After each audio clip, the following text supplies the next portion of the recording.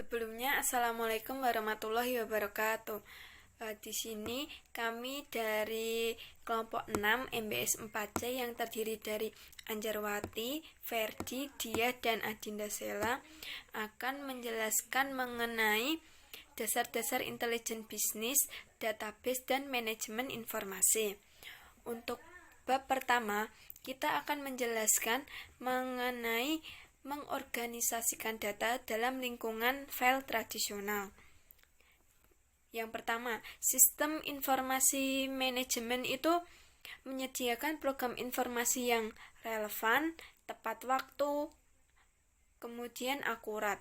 Akurat itu berarti bebas dari kesalahan. Sedangkan kalau tepat waktu itu berarti informasi yang diperlukan selalu tersedia dan selalu ada. Kalau relevan berarti informasi dapat memberi manfaat serta sejalan dengan jenis pekerjaan dan keputusan yang akan dibuat oleh perusahaan itu sendiri. Kemudian istilah-istilah yang ada dalam pengorganisasian file.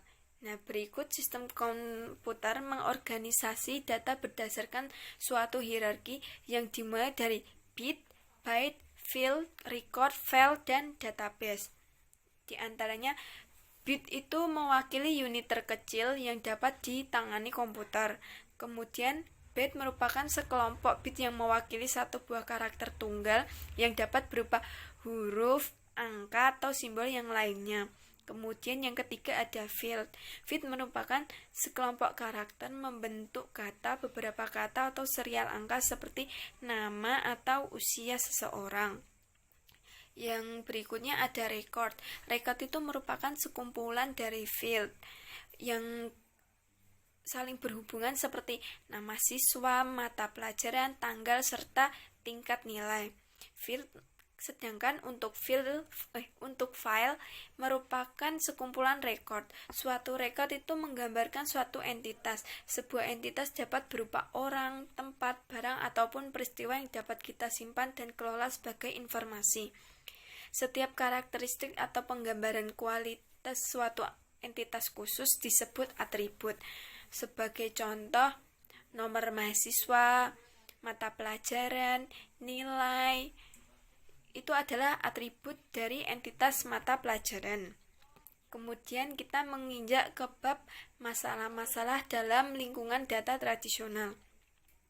Pada kebanyakan organisasi, sistem itu berkembang secara sendiri di luar rencana perusahaan.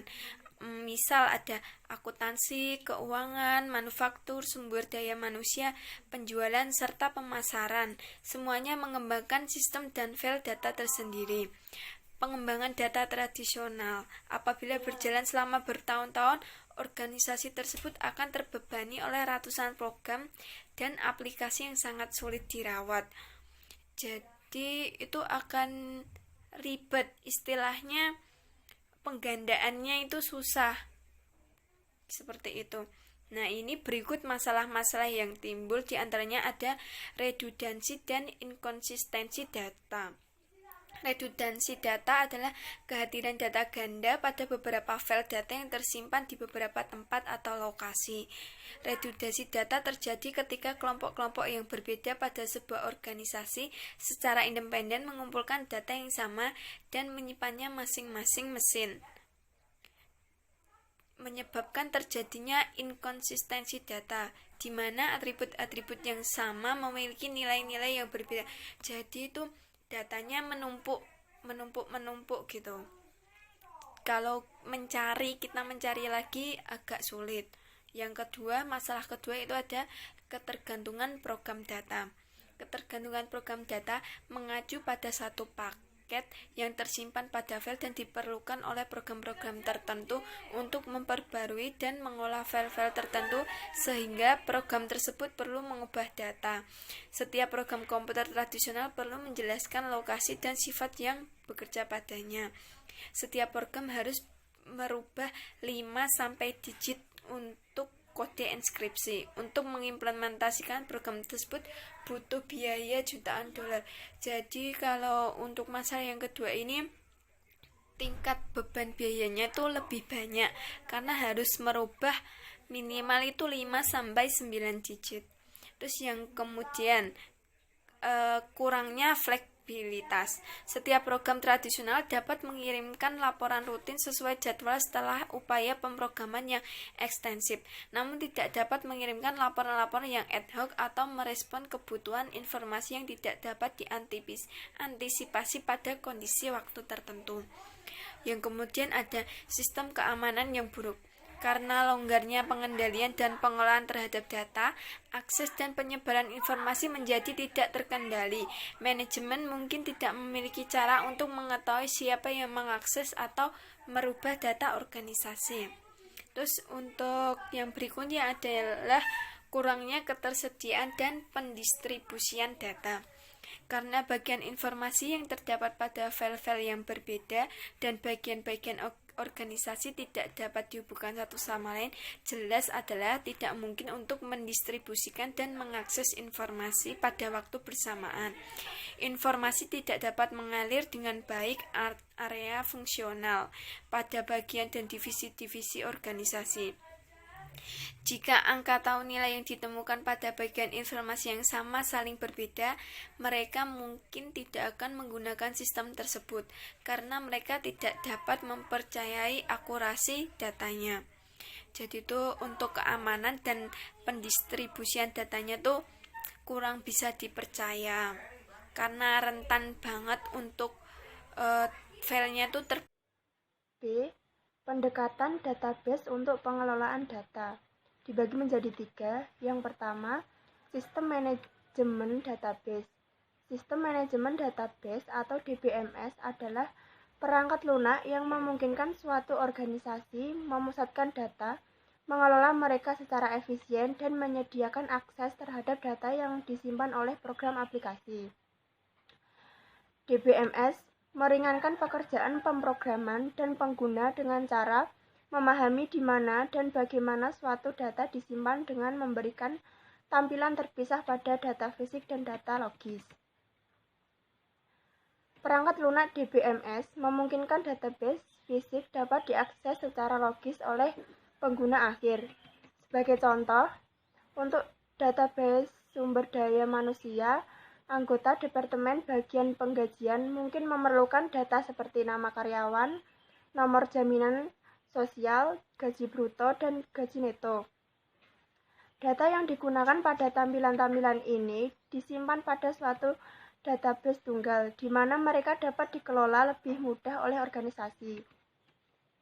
A. Bagaimana DBMS menyelesaikan masalah-masalah pada lingkungan file tradisional. DBMS mengurangi redukasi atau ganda dan inkonsistensi data dengan meminimalisasi file-file yang terisolasi yang berisi data sama. B. DBMS relasional. Jenis DBMS yang paling populer bagi PC atau mainframe saat ini adalah DBMS relasional. DBMS relasional menampilkan data menjadi tabel 2 dimensi yang disebut relasi. C. Operasi DBMS relasional. Database relasional terdapat 3 operasi dasar yang digunakan untuk mengembangkan serangkaian data yang sangat berguna, yaitu select, join, dan project. D. Database non-relasional dan database pada sistem cloud computing.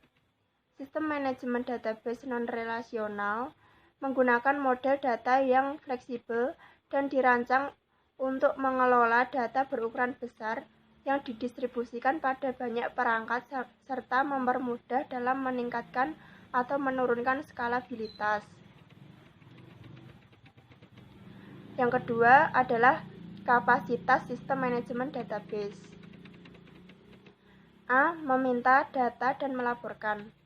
DBMS menyertakan perangkat untuk mengakses dan memanipulasi informasi pada database. Sebagian besar DBMS memiliki bahasa tersendiri yang disebut bahasa manipulasi data yang digunakan untuk menambah, mengubah, menghapus, dan mengambil data pada database. Yang ketiga, merancang database. Untuk merancang database harus memahami hubungan antar data, jenis data yang dikelola pada database, bagaimana data tersebut akan digunakan, serta bagaimana organisasi perlu diubah untuk mengelola data dari perspektif lengkap seluruh perusahaan. A. Normalitas dan diagram relasi entitas. Untuk menggunakan model database rasional secara efektif, kelompok data yang rumit harus disederhanakan untuk meminimalisasi elemen-elemen data yang ganda serta hubungan-hubungan jamak yang tunggal. Proses menciptakan struktur data yang ringkas, stabil, serta fleksibel dan adaptif dari kelompok-kelompok data yang rumit dinamakan normalisasi. Memanfaatkan database untuk meningkatkan kinerja bisnis dan pengambilan keputusan. Yang pertama, tantangan dalam menangani besarnya volume data. Sampai dengan 5 tahun lalu, sebagian besar data dikumpulkan oleh organisasi yang terdiri atas transaksi yang dapat ditempatkan dengan mudah ke dalam kolom baris pada DBMS relasional. Sejak saat itu ada lonjakan data dari lalu lintas web. Sekarang kita menggunakan istilah data besar atau big data untuk menggambarkan rangkaian data yang volume sangat besar yang melampaui DBMS dalam mengelola, menyimpan, dan menganalisis data tersebut. Yang kedua yaitu infrastruktur intelijen bisnis. Infrastruktur intelijen bisnis terdiri dari yang pertama yaitu data warehouse dan data mart. Data warehouse adalah data yang menyimpan data historis dari data terdiri yang dipengaruhi bagi kepentingan pengambilan keputusan bagi perusahaan. Data mart adalah bagian dari data warehouse yang diringkas atau dikhususkan untuk penanganan jenis-jenis data tertentu pada database yang terpisah untuk kelompok pengguna yang telah ditentukan. Hadoop adalah kerangka kerja open source yang dikelola oleh Apache Software Foundation yang memungkinkan pendistribusian proses data berkapasitas besar secara panel pada komputer-komputer berbiaya terjangkau. Komputasi dalam memori. Cara lain untuk memfasilitasi analisis data yang besar adalah dengan menggunakan komputasi data memori yang sangat mengandalkan pada memori utama dari komputer atau RAM untuk data penyimpanan. Yang terakhir, platform analitis. Platform analitis memiliki kecepatan tinggi yang terspesialisasi dengan menggunakan baik teknologi terkait maupun teknologi yang tidak terkait yang dioptimalkan untuk menganalisis kumpulan data yang besar. Yang ketiga, perangkat analitis. Perangkat analitis terdiri dari pemrosesan analitis online atau OLAP. OLAP mendukung analisis data yang multidimensional yang memungkinkan bagi para pengguna untuk melihat data yang sama dalam cara-cara yang berbeda dengan menggunakan banyak dimensi. Kedua, data mining. Data mining memberikan wawasan pada korporat data yang tidak dapat diperoleh OLAP dengan menemukan pola-pola yang tersembunyi dan prediksi perilaku masa yang akan datang. Yang ketiga, text mining dan web mining. Text mining atau penulisan teks sekarang tersedia untuk membantu dalam menganalisis data tersebut.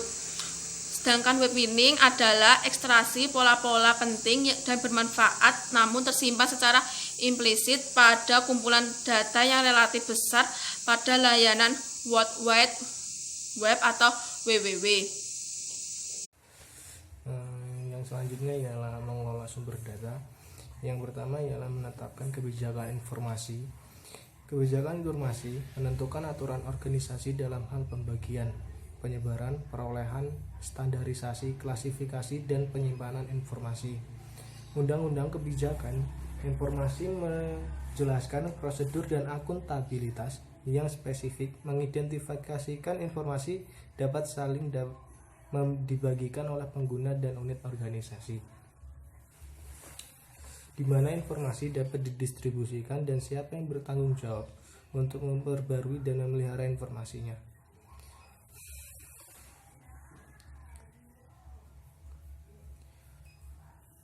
Tata kelola data governance yang digunakan untuk menggambarkan banyak hal dan aktivitas tersebut Organisasi yang besar juga memiliki rancangan database dan kelompok manajemen dari dalam divisi informasi perusahaan yang bertanggung jawab untuk mendefinisikan dan mengatur struktur yang diisi dan isi database serta memelihara database tersebut.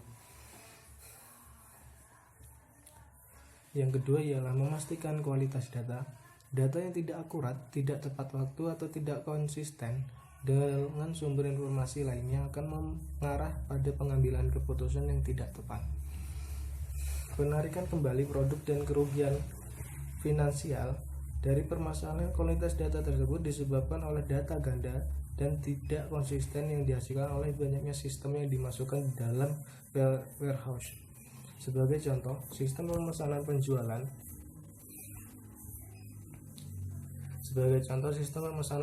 dan sistem manajemen persediaan, keduanya akan mempertahankan data produk-produk perusahaan.